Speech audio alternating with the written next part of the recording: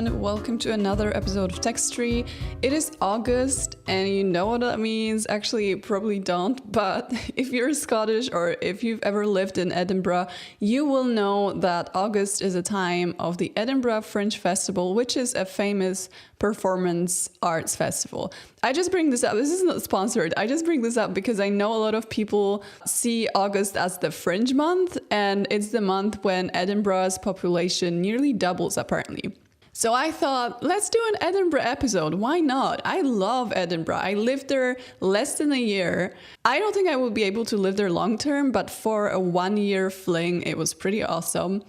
It is such a good town for anyone that is a history geek, and it has that magic about it that I just think it's impossible to find anywhere else. I will admit I have spent a good chunk of my time in Edinburgh just imagining how it looked and felt in the past, because there is just so much history there that you can basically almost smell it. So when I found this text, I was so excited because not only are we getting a description of Victorian Edinburgh, but we are also getting it from a female perspective. And what's cool, because the Edinburgh Old Town has not really changed much since then, and a lot of the places that are described still exist today. If you're ever in Edinburgh, you can just go and check the places that were described here. Just have a look and think about how it looked back then, because it's insane. So the authoress of today's episode is going to be Isabella Bird, who was a Victorian female traveler. Now that in itself was pretty rare back then, because not only did you need the money and the right mindset to even take extensive travels into consideration, but also you had to be surrounded with people that would allow it, or at least people that you wouldn't mind offending. I'm assuming that female travelers in the 19th century definitely faced incredible difficulties. Even if they weren't traveling on their own, it must have been so difficult. So I always find it really commendable when women in history just persevered and pushed through. Although it must be said that it didn't take just the dream and goodwill to make it happen. I'm assuming a lot of female travelers at the time were extremely wealthy, which just allowed them to take those transatlantic voyages, to sit on a train for weeks on end. These were not necessarily middle or lower class activities. Not to diminish their achievements, because in terms of documenting life, in terms of documenting the world through female eyes, they were definitely pioneers and they left us with so much to work with. But I cannot help but think, what would history be like if the most educational activities were not limited to the upper class? However, I'm still trying to make out how wealthy Isabella actually was, because she did not come from an aristocratic family. She was the daughter of a clergyman, so not necessarily too wealthy. But I do know that her family sponsored her, at least her first trip to the US. And later, I'm assuming she was self-funded, maybe earning money from her books. So Isabella Bird was born near Leeds in the UK in 1831, and she struggled with health issues throughout her childhood, throughout her youth.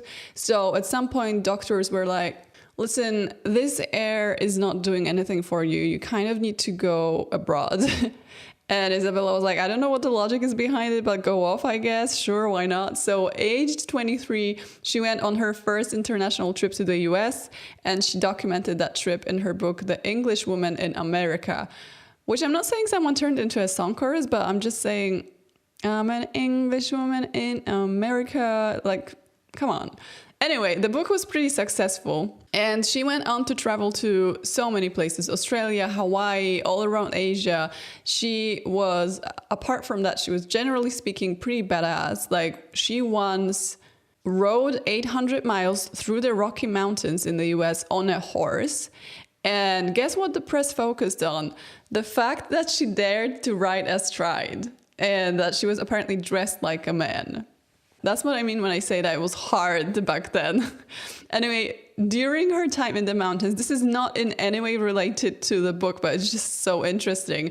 During her time in the mountains, she had a potential romance with the Rocky Mountain Jim, an outlaw with one eye, and he was shot dead a year after she left the mountains, which I think is already enough for a movie plot, even if we don't talk about her travels and her career.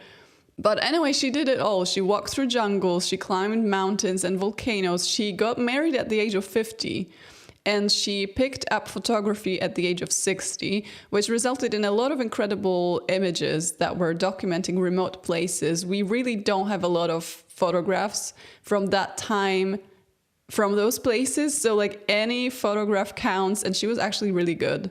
So today we are reading Notes on Old Edinburgh from 1869, so when she was 38 years old. This was her second book after a couple of like shorter texts, and she read Edinburgh's old town to filth. But to be fair, 19th century Edinburgh was not for the faint of heart, as we will soon find out. It was horrid. So I don't think you're ready for whatever she's describing, but this is really, really, really bad. Really bad. So be prepared.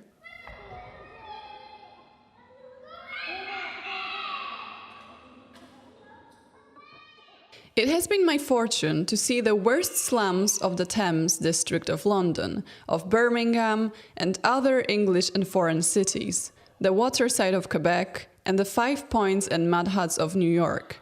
And a short time ago, a motive stronger than curiosity induced me to explore some of the worst parts of Edinburgh. Not the very worst, however. Honest men can have no desire to blink facts. And no apology is necessary for stating the plain truth, as it appears to me that there are strata of misery and moral degradation under the shadow of St. Giles' Crown and within sight of Knox's house, more concentrated and unbroken than are to be met with elsewhere, even in a huge city which by reason of a district often supposed to have no match for vice and abjectness is continually held up for public reprobation. She mentions St. Giles' Crown and Knox's house. Those are all places within Edinburgh's Royal Mile. I'm assuming back then it was not called Royal Mile because she does not mention that name, but it's basically the very, very main, very central Old Town Street that leads from the castle to the palace. The Reverend R. Maguire, rector of St. James's, Clerkenwell, accompanied me through a portion only of the district visited, and he expressed his opinion then, and since more formally in print, that more dirt, degradation, overcrowding, and consequent shamelessness and unutterable wretchedness exists in Edinburgh than in any town of twice its size, or in any area of similar extent to the one explored, taken from the worst part of London. With this opinion, my own convictions cordially concur. We all know like what Victorian London looked like. We've read Dickens, but she's saying Edinburgh was 10 times worse.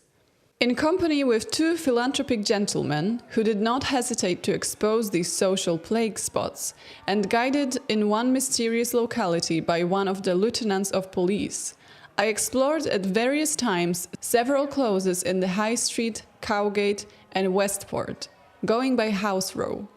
In all cases, the people were civil and willing to admit us, and few allowed us to depart without expressing a hope that some good would come out of the efforts proposed to be made for them. In many houses, only the children were at home, but they answered our questions with such quick comprehension and painfully precocious intelligence that we were not left in doubt as to the circumstances of their parents. It was a dry, warm morning. No rain had fallen for some weeks. The district might have looked cheerful had cheerfulness been possible. So great was the contrast between its aspect now and its look on a wet, murky autumn day. The appearance of the lower part of the High Street was as little pleasant as usual. Knots of men who never seemed to move on stared at the passers-by on the South Bridge. Bald girls lounged about and chaffed the soldiers.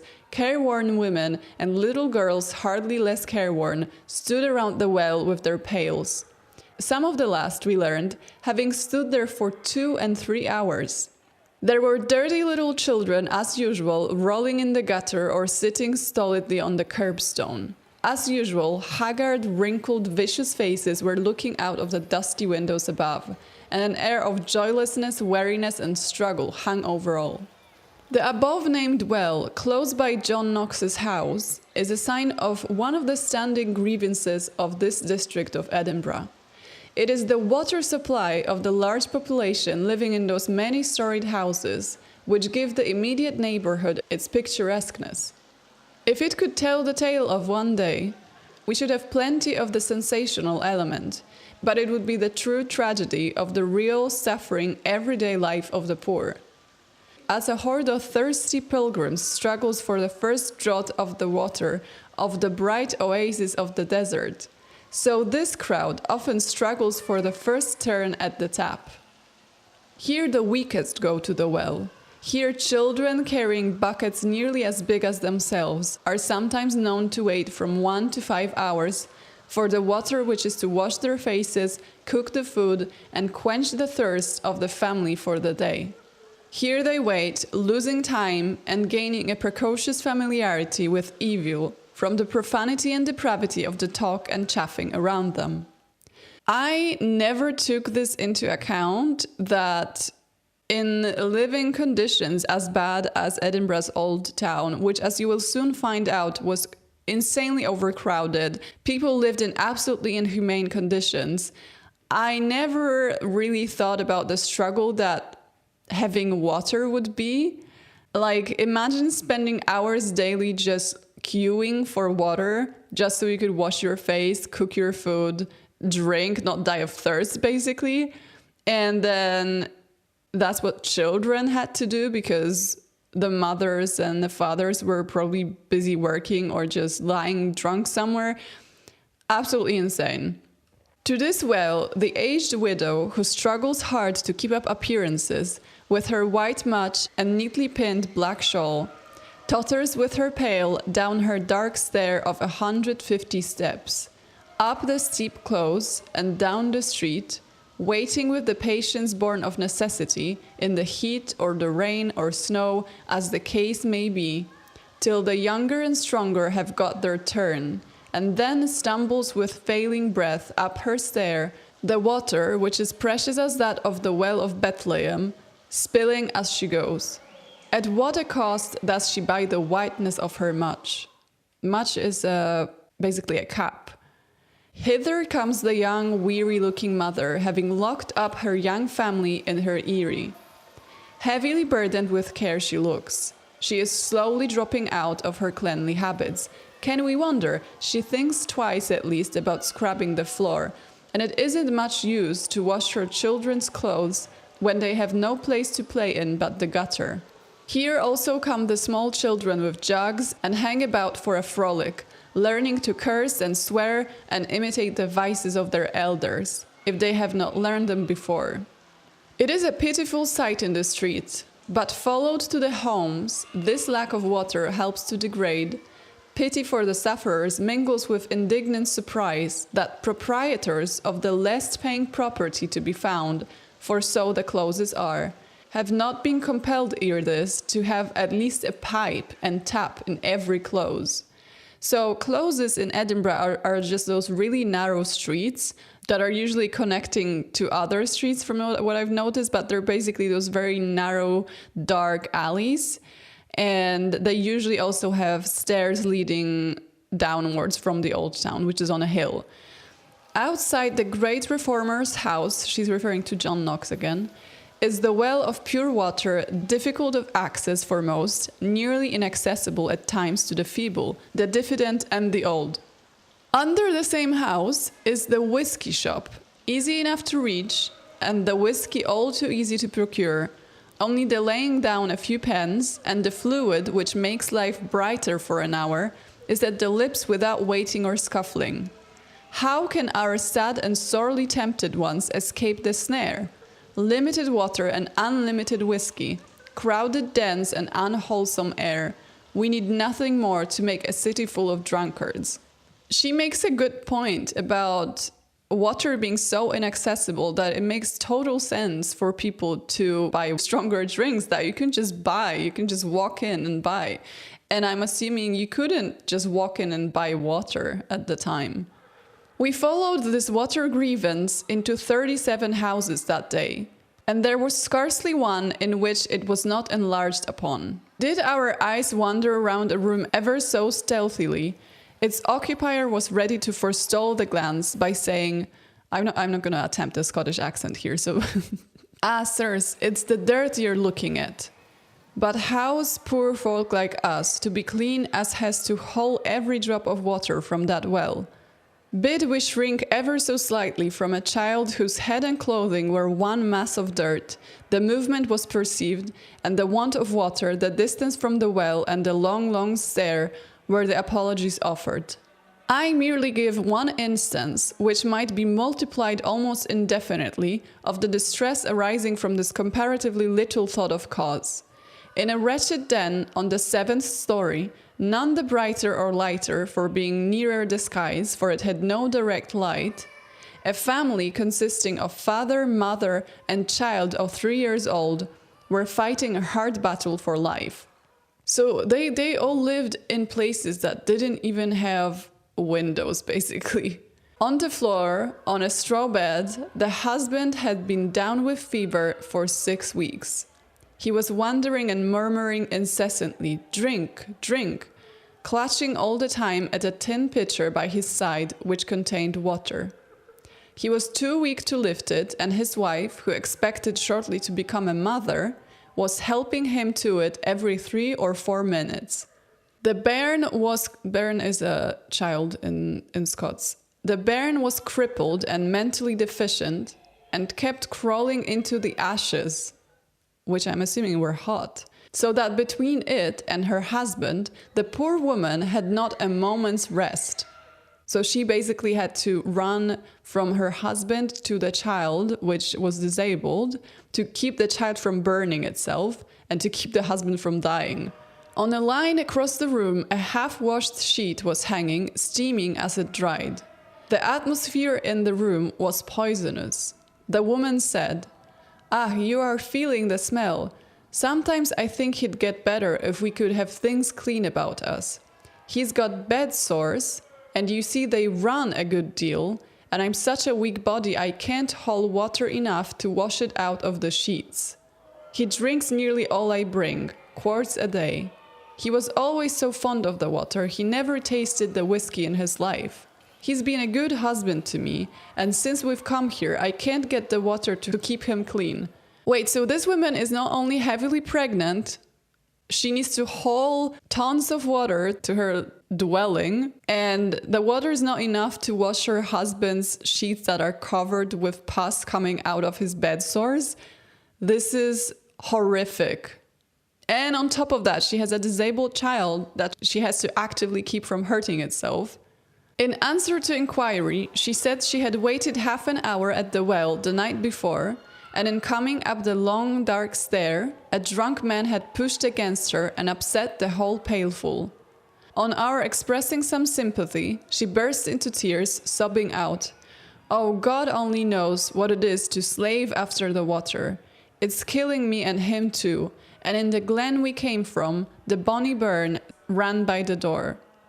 In that moment, some cruel memory contrasted that foul, steaming sheet, whose poisonous fumes nearly overcame the strong, with linen washed on the grass by the burn, over which the birch and harebell trembled, and bleached afterwards by the sun to the whiteness of snow. They were evicted crofters from Perthshire, and misfortune, not drink or vice, had brought them so low. Our sanitary reforms are too late for them, for both went shortly afterwards to the land where they shall thirst no more. Like, morally, they didn't really do anything wrong. They probably just made some bad decisions and were evicted from their, basically, farm and had to move in the city because it was cheaper. But they still ended up in this situation. And then I'm assuming she alluded to the fact that they both passed away. What happened to the child, though? Probably nothing good. But this description just hits me so hard. She describes different rooms after, which all sound absolutely awful. But this, for some reason, just makes me so emotional, just thinking about the torment of this poor woman and like the conditions in life, the struggle, the daily fight for even a pitcher of water. Absolutely horrendous. It's so bad. This water grievance, which exists not only in the Canongate and High Street, but in the Cowgate, the Grassmarket, the Westport, and elsewhere. involves female slavery in Edinburgh of the most grinding description, and consequences from which the moralist and the philanthropist may well shrink. This want of water involves not alone a slavery which in many cases knows no Sabbath, and dirt which is a help to degradation, but an absence of all arrangements for decency. Looking at this subject from a stranger's standpoint, it seems perfectly credible that the lack of all proper water supply in these crowded districts, the impossibility which it creates of preserving physical self-respect, and the evil influence on the young of the wait at the wells, is one among the many causes of the lapsing of the masses in Edinburgh. I like how she notices that they should deal with the causes and not the consequences. Like, you need to start working from ground up. So she's like, okay, these people have no water, these people have no sunlight. There is, like, sanitary-wise, it's a mess. So obviously, if they're all sick, thirsty, and annoyed, they are going to turn to drink. So it's not like, oh, a bunch of alcoholics moved to the old town and they're destroying the city. But it's more like, what happened that they turned out this way? There is no way they could turn out differently.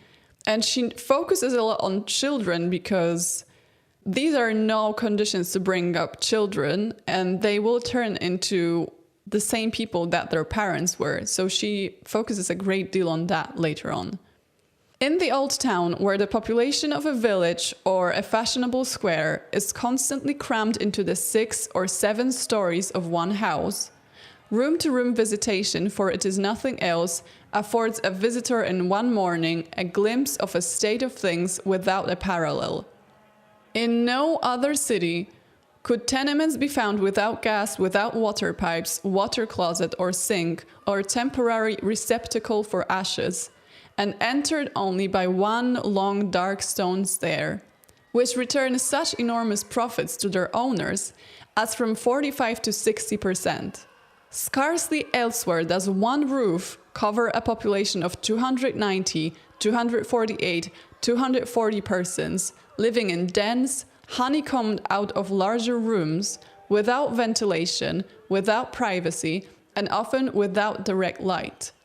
In no other city is the respectable mechanic compelled, for want of house accommodation of a proper kind, to bring up his family in a tenement which deserves indictment as a nuisance, or to pay £5, £6, or £8 a year for a den swarming with vermin, with only a wooden partition to keep off the sights and admit all the sounds of haunts of the most degraded vice.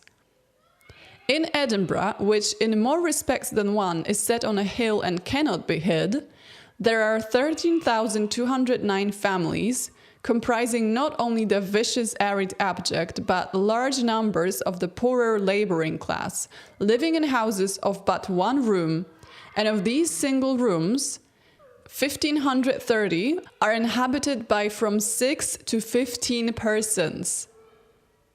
She's saying that over 1,000 rooms that were rented in the old town were inhabited by 6 to 15 people. Can you imagine? 15 people in one room. Insane. Further, by the last census, 120 of these shelters, for they are not houses, were reported as without windows, and 900 were cellars, nearly all of them dark and many damp. The thing about Edinburgh is that if you didn't mind dampness before you lived there or moved there or spent some time there, it is going to get to you. The dampness was primarily the reason I moved back, because honestly, I thought to myself, I'm a Polish person, I can stand the cold. No, it was too much. And knowing how bad it was, and it was probably much worse back then because all those houses were not insulated in any way, it sounds like hell. If there's one place where the dampness is unbearable, it's Edinburgh, not gonna lie. These figures give the astounding result that the families living in one room and often herding together in closer proximity than animals would endure comprehend 66,000 persons, or considerably more than 1/3 of the population of Edinburgh. The notes which follow are merely a commentary upon the above facts. My room-to-room visitation on a single day included 37 families residing in a close south of the High Street and 10 families in a close south of the Cowgate. I do not give the names of either in deference to the feelings of respectable persons who are compelled by various causes to reside in them.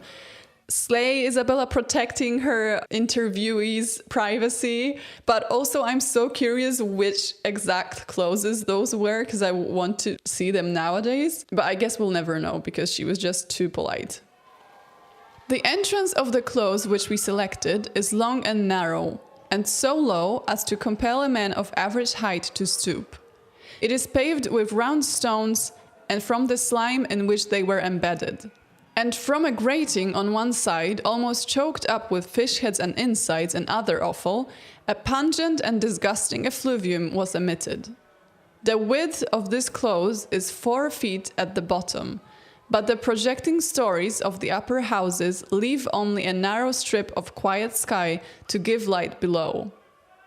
A gutter ran along one side of the close against the wall, and this, though so early in the day, was in a state of loathsomeness not to be described. Very ragged children, infinitely more ragged and dirty than those which offend our eyes in the open street, were sitting on the edge of this gutter, sitting as if they were meant to sit there all day. Not playing, not even quarreling, just stupefying. Foul air, little light, and bad food had already done their work on most of them. Blear eyes, sore faces, and sore feet were almost universal. Their matted hair and filthy rags were full of vermin. Ew! Oh, I feel so bad, but it's also so disgusting. Their faces were thin, pinched, and precocious. Many of them had been locked out in the morning when their mothers went to their hawking, washing, and other occupations, and might be locked out till midnight or later, as we found on the following night. They were locked out of their lodgings, mainly I'm assuming because it was still better to be sat outside, because inside there was no light, there was heaps of ashes that could not be disposed of, and it was damp. So I mean, why not? It's still the better choice. There they sat, letting the slow, vile stream in the gutter run over their feet. And there they were, sitting 3 hours later. They were from 3 to 10 years old. It is all the same if the rain or snow is falling, except that they leave the gutters to huddle together in the foul shelter of the stair foot. Some of these will die. Many will be educated into the hardened criminality of the often imprisoned street boy. Many will slide naturally into a life of shame. And a fortunate few will be sentenced to reformatories, from whence they come out decent members of society at the rate of 70%. God help them, exclaimed a mother, so drunk that her own babe seemed in peril in her arms. Aye, God help them, but our Father, which is in heaven, charges the responsibility of their destiny on the respectable men and women of Edinburgh. A lot of the times she is calling out the rich people of Edinburgh for not doing anything. And it does seem like she was shocked by how indifferent they were to what was going on in their own town, as we will hear later. But now she is describing different rooms in one house. We entered the first room by descending 2 steps. It seemed to be an old coal cellar, with an earthen floor shining in many places from damp, and from a greenish ooze which drained through the wall from a noxious collection of garbage outside, upon which a small window could have looked had it not been filled up with brown paper and rags. There was no grate, but a small fire smouldered on the floor, surrounded by heaps of ashes. The roof was unceiled, the walls were rough and broken. The only light came in from the open door, which let in unwholesome smells and sounds. No cow or horse could thrive in such a hole. It was abominable. It was nearly dark at noon, even with the door open. But as my eyes became accustomed to the dimness, I saw that the plenishings consisted of an old bed, a barrel with a flagstone on the top of it for a table, a three-legged stool, and an iron pot. A very ragged girl, sorely afflicted with ophthalmia, I checked and it says it's an eye inflammation, I didn't know, stood among the ashes doing nothing. She had never been inside a school or church. She did not know how to do anything, but did for her father and brother. On a heap of straw, partly covered with sacking, which was the bed in which father, son, and daughter slept, the brother, ill with rheumatism and sore legs, was lying moaning from under a heap of filthy rags. He had been a baker over in the new town, but seemed not very likely to recover. Basically, Newtown was built in the Georgian era, and it was supposed to be an answer to like the overcrowding of the old town. But obviously, since those were like new fancy buildings, all of the rich people moved there, and the old town got even worse. It looked as if the sick man had crept into his dark, damp lair just to die of hopelessness. The father was past work, but sometimes got an odd job to do. The sick man had supported the three. It was hard to be godly, impossible to be cleanly, impossible to be healthy in such circumstances. She mentions hopelessness, and I didn't really think of this word before, but that's basically what it all is. There was no hope for change. Even if someone came in and was like, no, we need to do something about it, those type of reforms take years. And by those years, all those people will be gone. They could not live in those circumstances longer than a couple of years. There is no way. There is like too much illness, too much bacteria, not enough hygiene for them to survive. So basically, there was no hope. The only hope would be a millionaire coming over and being like, yeah, I'm taking you out. I am going to buy you a house and I'm going to get you there.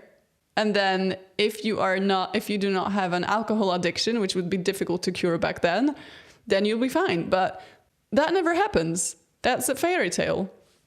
The next room was entered by a low, dark, impeded passage about 12 feet long, too filthy to be traversed without a light.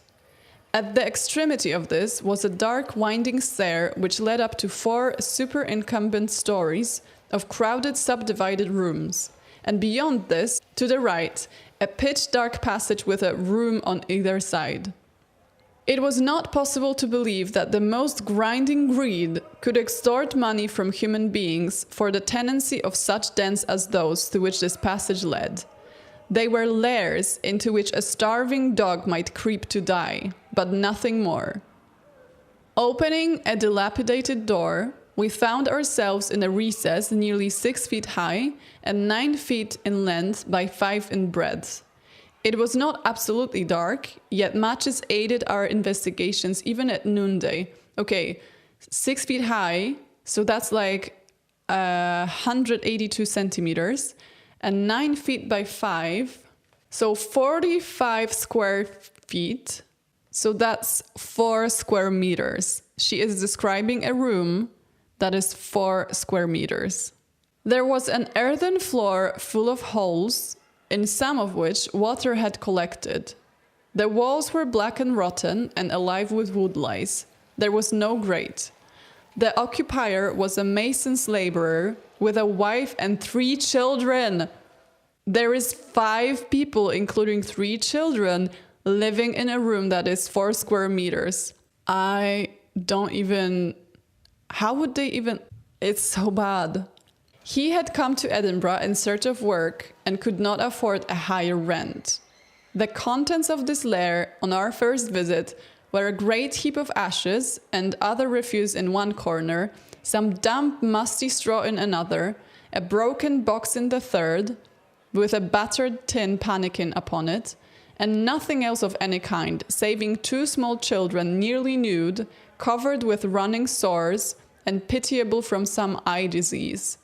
Their hair was not long, but felted into wisps, and alive with vermin. Oh, I hate when she describes this, because it's just like, she could literally see it move. Like, she walked in there, and it was almost completely dark, and still she could see the children's hair move. When we went in, they were sitting among the ashes of an extinct fire and blinked at the light from our matches. Here, a neighbor say they sat all day unless their mother was merciful enough to turn them into the gutter. We were there at 11 the following night and found the mother, a decent, tidy body, at home. There was a small fire then, but no other light. She complained of little besides the darkness of the house and said in a tone of dull discontent she supposed it was as good as such as they could expect in Edinburgh. I laughed because it is still sort of the case. Like, obviously, the properties are not that bad anymore. Like, I don't think you would have like wood lice in walls and garbage juice dripping off the wall, but it's still very much the case that Edinburgh has a housing problem, and all of the big cities have a housing problem, and it's very much a known problem that we pay a lot of money for dwellings that are not up to standard. So I just find it really funny that she just described the worst room possible, and then the woman is like, yeah, I don't think you can get much better in Edinburgh for this price. Like, honestly, this is not bad. Personal story time. I was trying to rent a room in Edinburgh before I moved there, and it was so difficult that at one point I viewed a room that was moldy. Like, there was literal mold on the windows, and I was like, I don't know, maybe I should take it. I mean, it's actually not that bad compared to the others. And then I texted the landlord and she was like, oh no, it's already gone. Like, someone just took it 10 minutes ago. So this is how bad it is. People are fighting for moldy rooms. And that was a while ago. That was like over 7 years ago. But that's still pretty much the case. It's probably much worse now. So nothing has changed. We still overpay for awful conditions. And we are like, yeah, I mean, you can't really expect much better. These two layers were the worst specimens of basement story rooms in that close. But the rest were not much better, and their occupiers, all Scotch, were equally poor. Medical men, with that noble spirit of philanthropy which adorns the profession in Edinburgh, know these dens. And the city and parochial missionaries, wearied and discouraged, still speak to the dwellers in them of one who is mighty to save. But they have long cried to the rich, to the men and women of leisure, to the churches, come over and help us. They ask people to throw aside their theories, to cease wrangling over the cause, and try a rational cure, to give the poor not what the rich and benevolent like, but what the poor know they need, and that is houses to dwell in, not dens to rot and perish in morally and physically. Blissful ignorance of the abyss of preventable misery which exists in Edinburgh is impossible now. There are many divers at work, and not one returns to the surface without bringing some cumulative proof of the wreck and ruin below. Again, she's calling out the rich. She's like, why don't you guys do something? This is ridiculous. And in the next paragraph, she makes an interesting point about resocialization. Leaving these basement dens, we entered another close. Though the light in the close was little better than twilight, several women were standing outside the houses mending and patching. They said they could not see to do a stitch indoors. There were many children sitting in the gutters, very dirty, ragged and sore-eyed. These, the women said, were the children of parents too poor to provide them with clothes fit to go into the street. Out of 62 children of families visited in this close, 20 only are reported as attending school. So these children who don't go to school and are too ragged to be sent to disport themselves in the street spend their time between the crowded dens upstairs and the narrow, filthy close. For filthy it was, even at midday, although it was paved, and the scavengers had not finished their work more than 5 hours before. These children have never known cleanliness or decency. The happiness which comes from chasing butterflies, rooting up pig nuts, and making daisy wreaths has never come their way, or even the less Arcadian jollities of trundling hoops, playing at marbles, and making dirt pies, in which city children delight themselves elsewhere. But these are cribbed, cabined, and confined by the high black walls, and as a mother said, they are learning the devil's lessons well.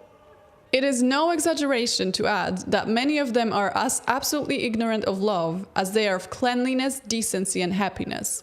Locked out into the cold or wet, scantily clad, kicked about in the morning, kicked about at night, cursed instead of kissed, utterly neglected in body and soul, they grow up attaching no meaning whatsoever to the words love and home.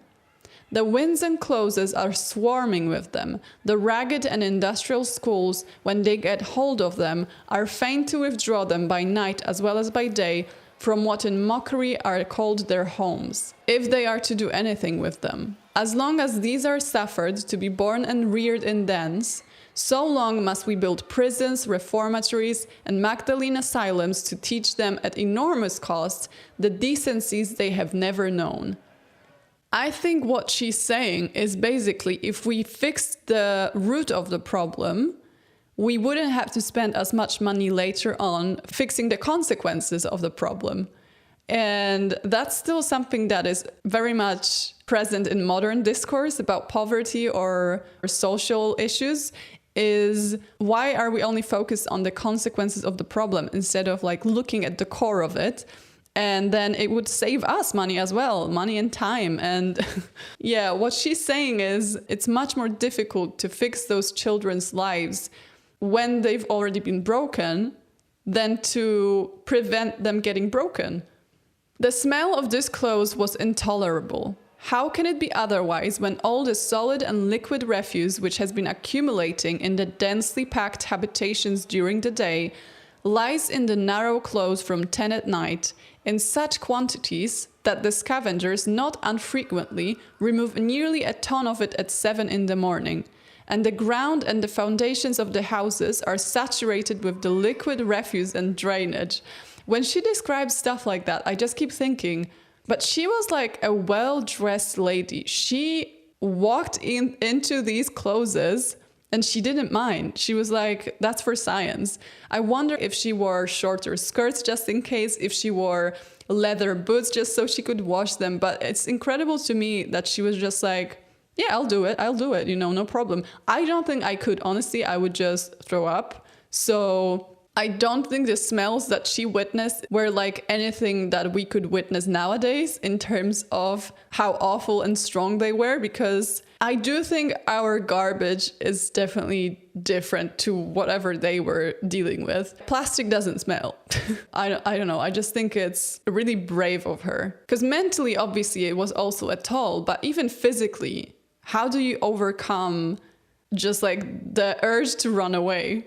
I only give a sketch of the general conformation and circumstances of the lands in this close, premising that the description, often very much darkened in tint, however, applies to a majority of the old town abodes, which in Edinburgh are considered good property and fit for the stowage of human beings. It is supposed that not fewer than 40,000 people live in habitations not superior to, and often much inferior to, the lands hereafter described.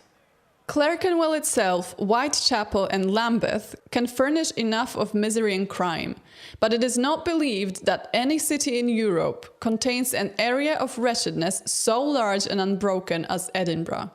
In other cities, the miserable dwellings and their inhabitants hide themselves out of sight in obscure purlieus, scarcely known to the rich by name, much less by observation. Here, the very core of all is the high street of the city, with a royal palace at one end and a royal castle at the other, and studded down the whole of its picturesque length with public buildings.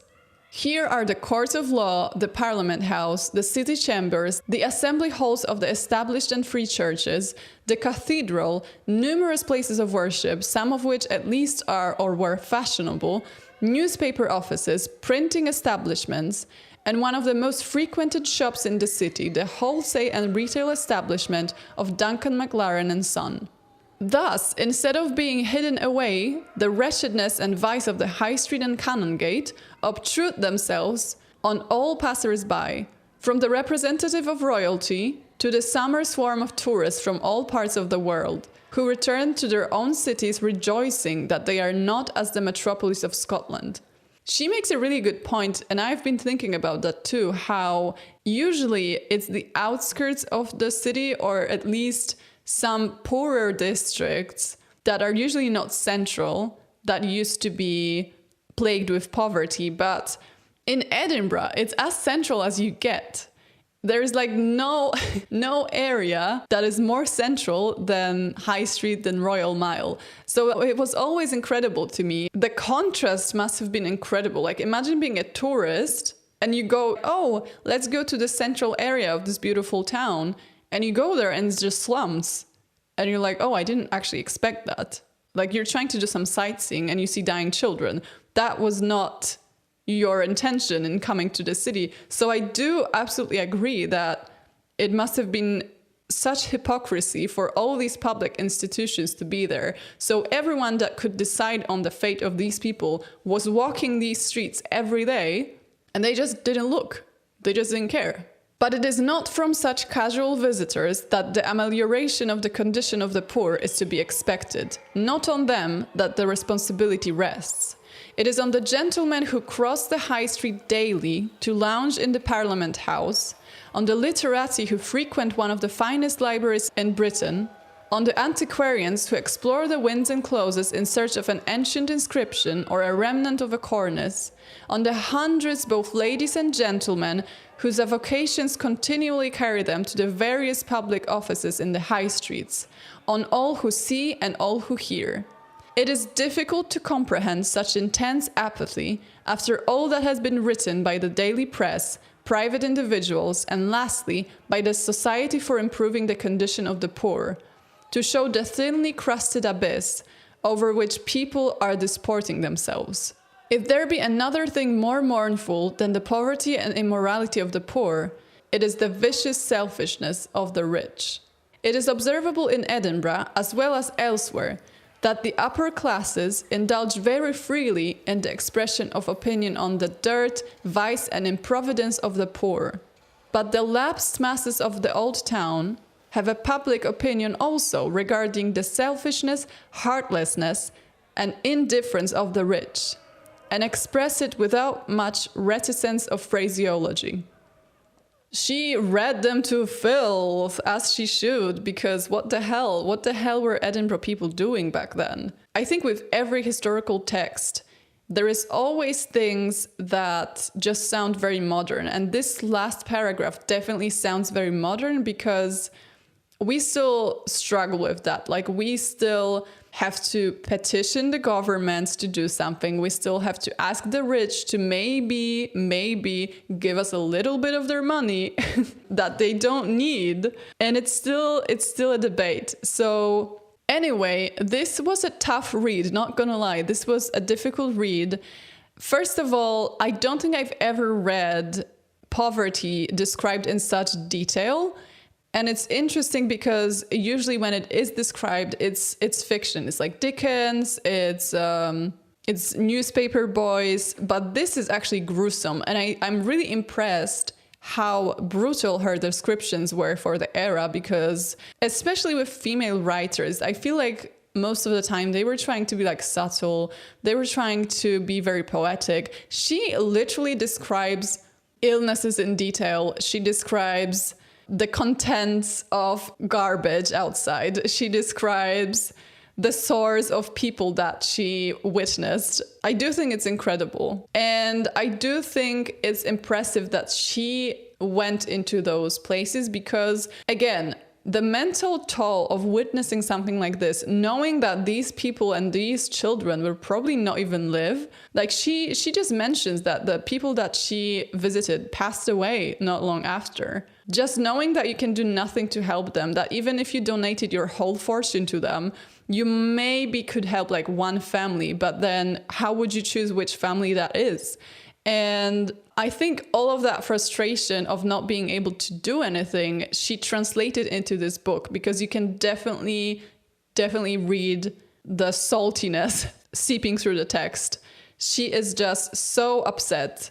I would say she also exhibits surprisingly socialist views for the era. What I find interesting is, as I said, Edinburgh still has a housing crisis, especially now during the festival. Like everyone just looking for a place. I personally met a person that stayed in a hostel for like 3 months when they moved to study to Edinburgh. And then I think it was someone else's sofa. So overall, for half a year, they could not find accommodation. Edinburgh is just really small. So I think that's still an issue nowadays. There's way more people that want to live there than should, I think.